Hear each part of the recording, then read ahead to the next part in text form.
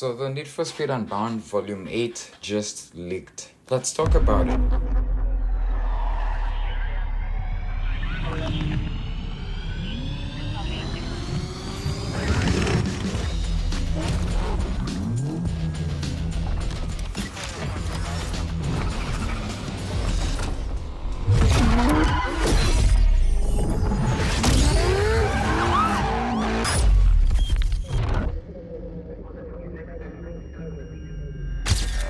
I won't lie, when this leak came out, I don't know what I was doing.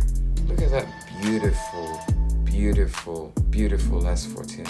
It's probably the nicest looking car in Need for Speed. But look at this beautiful thing. Guys, I'm really glad that they added the light trails to the original smoke, because I know a lot of people are complaining about some of this more anime inspired driving effects, and I think I've been using this driving effects for most of my cars. I really like what they're doing with the new ones, and I'm gonna talk a bit more because you will see that in the update for Volume 8. There's some really cool driving effects that are coming out that I'm excited to see. Like, look at this signature style VFX. Tell me you don't want that in your car. They cooked so hard.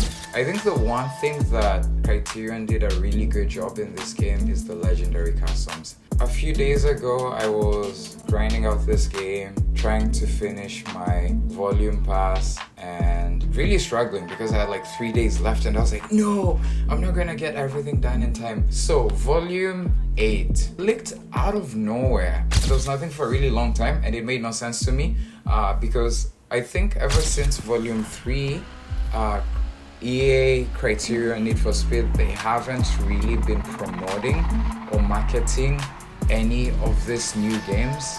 I really liked what they did with the Volume 7 update, where very early on they teased what the driving effects were gonna look like.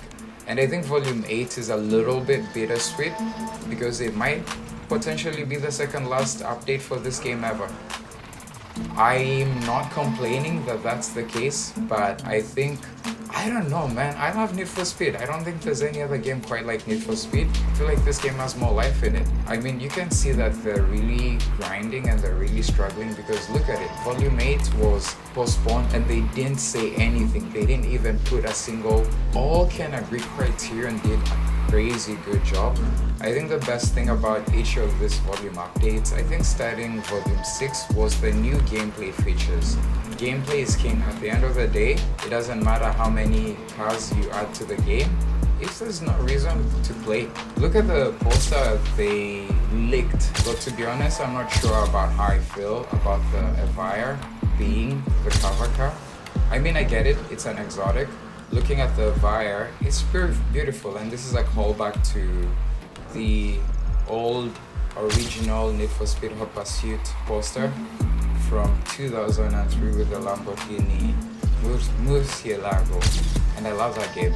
And crazy story, the Lamborghini Murcielago is actually the car that got me into cars. That's the car that made me a car guy. So yeah, the Lotus Evire, it looks really good. And then you can see something very interesting with the cop cars they put in the background, and each of them seems to reference like police from a different country.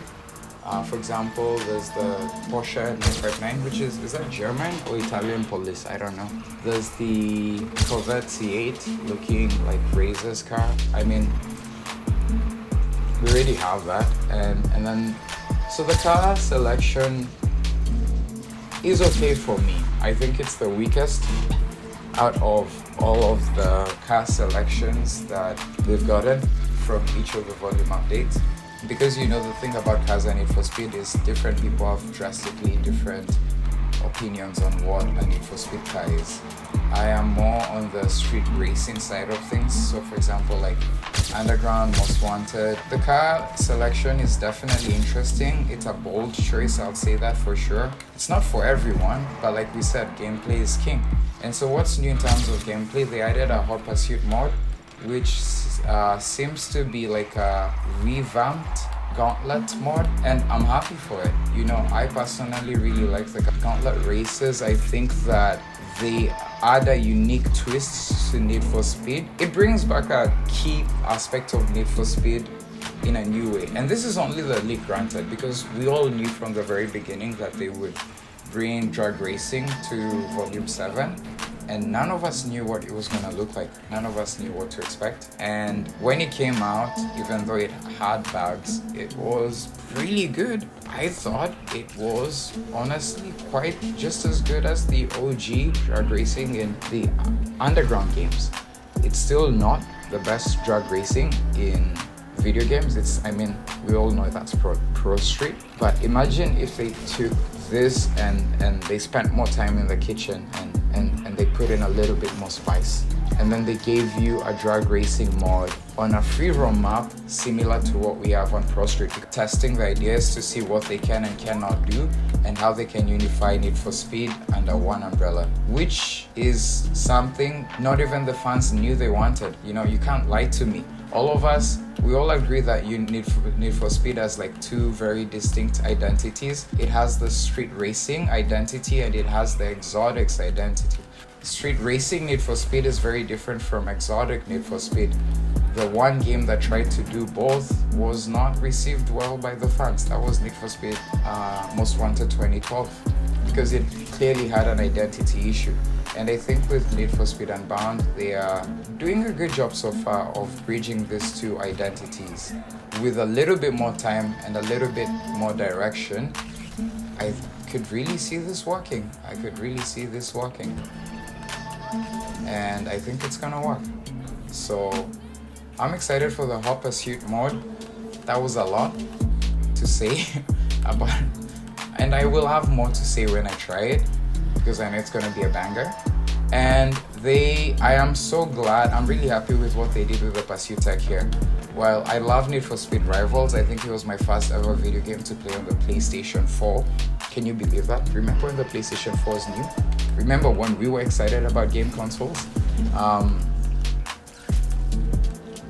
I did not like how overwhelming, or let's put it this way, I did not think that the overwhelming nature of all of the Pursuit tech would fit in a street racing game like this, you know? And it goes back to that identity of Need for Speed. Like, what is Need for Speed? And to be honest, Need for Speed is a lot of different things for a lot of different people. So I like that they chose to be more subtle with the Pursuit tech, and they just chose like very realistic things like the EMP and the ESF. I mean, I feel like the ESF is already pushing it but I mean, I get it. If a cop can use EMP on you, you would want to be able to use ESF on them. The question is, do only cops get the Pursuit tech, or do racers also get them? And will there be some type of free roam event similar to link ups where you can do cops and racers, or is it only sanctioned racing similar to the gauntlet races? Either way, I'm excited to try this and give it my thought. I know it's a lot of work because the devs are being pulled on a million different directions. On one end, they're trying to fix bugs from PvP, they're trying to fix bugs from drag racing, they're trying to fix bugs from the new drift mechanics, and at the same time they're adding new game modes that were not even part of the original source code. They were not designed to be part of the game. And I think it's interesting. I think it's very interesting what they're doing. So I'm excited. I'm excited to try it, to be honest. And I mean, if anything, good job, Criterion. You really are doing yourself. And then there's a cop progression, which is huge. That's crazy. I think that's the newest form of progression that we've gotten in this game and in Need for Speed in a long time. I mean, at least since Need for Speed Rivals. Need for Speed Rivals was the last game where you had two types of progression, you know? I mean, okay, I take it back. Need for Speed Heat also had two types of progression with daytime and nighttime. And even Need for Speed Unbound with its the Grand Race. So I feel like this car progression really introduces a new way to engage the game, and that's something that seems to be a big focus in Kaizen, is just giving players choice which, to be honest, is what we've been asking for since day one. We've just been like we get it. Different people want different things, and Need for Speed can be different things, but we just want to be able to choose. We just want to be able to choose our experience. And I think that's why many people are frustrated with the decision to separate single player and multiplayer. They all wish that it was connected so that you could choose to focus on whether you'll do single player only or whether you'll do both and multiplayer. And so by splitting the two, you are limiting player choice. And so, I mean, that's cool. Cup progression, I'm excited for that. New rides, we already talked about that. I'm wondering with the Avaya, is it gonna be the new acceleration king? Is it the new meta? Is it gonna be the new S Plus meta? Or are we gonna have something else? Or is the regular never gonna be dethroned? And I'm also curious, will the Avaya be banned from drag racing? Because it's electric, it does not have any gears. You cannot shift, there's no shifting. And which makes sense. When you're playing drag racing with the manual shifting, that's gonna put everyone at a disadvantage. I mean, people may make the argument that you should be able to drag race any car you want, but at the end of the day, this is a video game. This is not real life. You're not trying to prove what car is the fastest. So, will the Avaya be banned in drag racing? The Cup customs, I'm excited for them. I'm wondering which ones are gonna be paid. I'm wondering which ones are gonna be free. There's 9 of them, so that's quite a lot. But we all know that they may not be as extensive as, say, my Defender or my S14. They might just be a little bit more on the subtle side. So we'll have to wait and see. We'll have to wait and see how extensive the Cup legendary customs are, and which ones are gonna be paid and which ones are gonna be free. Because at the end of the day, I know all of us are passionate about Need for Speed, but this is a business. Someone's gotta make money. The balance sheets need to make sense. When they run the numbers, they need to know that doing post-launch content on a Need for Speed game, they need to know whether that's profitable or not. And if it's profitable, you're gonna get more of this. You're gonna get more of this beautiful, like the time and effort Need for Speed. I know a lot of people complain that Need for Speed only gets 2 cars and a few body kits, and they don't feel like that's worth $15. Look at this and tell me you wouldn't pay $15. Okay, sorry, I take it back. I know. I know it's not fair on players to ask them to pay $15 for just a body kit when the car is already free. But I think the amount of effort and creatively, I'm an architecture student, I'm an artist. I feel pretentious saying that, but I am a creator, and I know how painful it is to create anything. And so if you think less from a criterion point of view, but if you think more from the perspective of the 3D artists that they have to contract to design this beautiful body kits, this is a lot of effort. So I don't know that people should be trashing on the fact that we only get 2 cars and 2 body kits, because I feel like this is just as significant as getting completely brand new vehicle. And granted, this also circumvents the challenges with licensing, because if you're getting more body kits instead of more cars, you don't have to fight as many people for licenses, and then we can avoid issues like what we had with Toyota, where they were, I don't know. I think the problem between Need for Speed and Toyota is mostly resolved, and I would not be surprised if the next hero car in Need for Speed is a Toyota, even though I said that maybe the next hero car should be electric. And I'm not saying that that's what I want. I think that's what maybe car culture needs, is we need people to think electric cars are cool.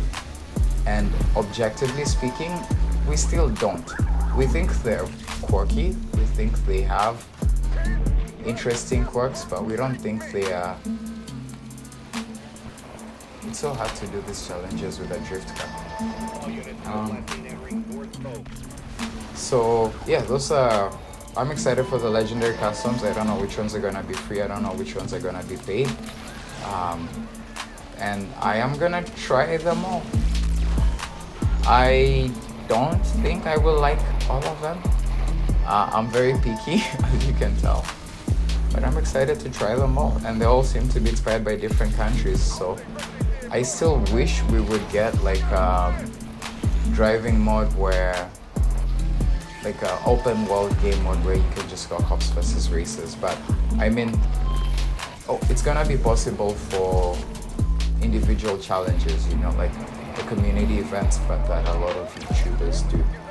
And then there's the speed pass, which we can only talk about when we get it. So you know you're gonna get new driving effects, you're gonna get new customization parts, and they do show you some of those new customization parts and the new driving effects. For example, the signature style, which may be the coolest driving effect in the game. I would be tempted to spam that thing, but that would be weird, and I am original. That's why I use the original driving effect. I'm sorry. I'm not really a comedian, and I never said I was. And also the cop customization. I have a feeling it's gonna be available for a few cars. I don't think it's gonna be available for all cars. Maybe not as extensively as we want. So it will be interesting to actually test that and to see which cars have cop customization and which cars do not, you know. So yeah. There's a new racer league, which I won't lie. The league, it was nice. It was nice. I don't think it was a game changer in the same way that other things have been with this update. But I think the racing league was really nice, you know? And so getting a new racer league, it's gonna be cool. I wonder what the storyline is gonna be. And I know that they already used the AI from single player before, so will they use the same AI again? Will they create new characters? I don't think they'll create new characters, but they might. I mean, they did create Racer X, because just from a writing, storytelling, art direction point of view, it's gonna take a lot of effort to create new characters. And new playlists are always fun. I wonder if they're gonna revamp the Gauntlet races also in connection with the theme of cops versus racers, because I think the Gauntlet races were getting no love, and I'm wondering what other playlists are gonna get revamped. I think honestly, if they just focused on the cops versus racers and then the Gauntlet ones, I think we're good. I think we're chilling. I think that's all they need to do. I mean, it would be nice to get new race playlists. It would be nice to get new drift playlists, but like, it's already such a small dev team and they're already doing so much. So that's already good. And then new PvP. I'm gonna be trying out PvP. Definitely, I'm gonna be building a cop car and I'm gonna be trying to wreck as many people as I can. And I think I'm excited to play more as a cop than as a racer, because I have been playing as a racer in this game since it launched. And I did enjoy playing as a cop in Need for Speed Rival. So yeah. And then quality of life. I wonder what they fixed. I wonder if they fixed the UI issue with I wonder if they fixed the UI issue with drag racing. I wonder what other fixes there. Anyway, that is the Need for Speed Unbound Volume 8 leak. This is the 1 hour long video where I just ramble and talk about everything. But there's also like, I'm gonna try and edit this into like a 15-minute long video, which is crazy. How do you do that? How do you create a 15-minute video? But I just want to get this out as quickly as possible, and then I mean, I'm inspired by YouTubers like Afro Sanju who just post straight up gameplay. So I might try and get rid of the fluff, and I think maybe there's a niche for that, for like 30-minute video YouTubers. Plus also I have been noticing that whenever new content comes out for Need for Speed, that I look for a lot of voices in the racing community to share their opinions about a game that I really love. And unfortunately, it seems like Need for Speed has become the black sheep of the racing community. It seems like it's become a trend to just hate on and crown on Need for Speed. And so I hope that maybe I can bring some positivity to that conversation, you know. Maybe we can do away with the toxicity of Most Wanted is the best Need for Speed game, which it is. I'm joking. No more toxicity, you know. But maybe we can do away with the toxicity of Need for Speed sucks and they should give up on it. Because this is what happens when you don't give up. This is what happens when you keep trying, is you get good content like we're getting right now that keeps players coming back. I mean, I don't know. I feel like genuinely the EA will have made so much money just based on the Speed Pass with this game than they would have made otherwise, because granted, this game did not release in last generation. This game only released for new gen, so they did not sell as many copies as they would have if it released on PlayStation 4 and if it released on Xbox One, you know. So I think this is how they make their money back, and I genuinely think that if this game released in older gen consoles, it would have sold just as well, if not better than Need for Speed Heat. Even though I do agree with a lot of the community that Need for Speed Heat is maybe the most perfect modern Need for Speed, I think this game is really good, and I think this game is gonna be revered as a classic in a few years. Anyway, as I am getting wrecked and doing absolutely nothing in this link up, thank you for watching my video. If you're watching the 1 hour long version, thank you. That's a very long video to be watching. Welcome to my channel. I am Pink Slip Racer, and I am excited to get to know you guys and to connect with you and to create more videos for you. And with that, I'll see you next time. Pink is out. Wait, that's done. Bye. On the streets, drive safely and responsibly.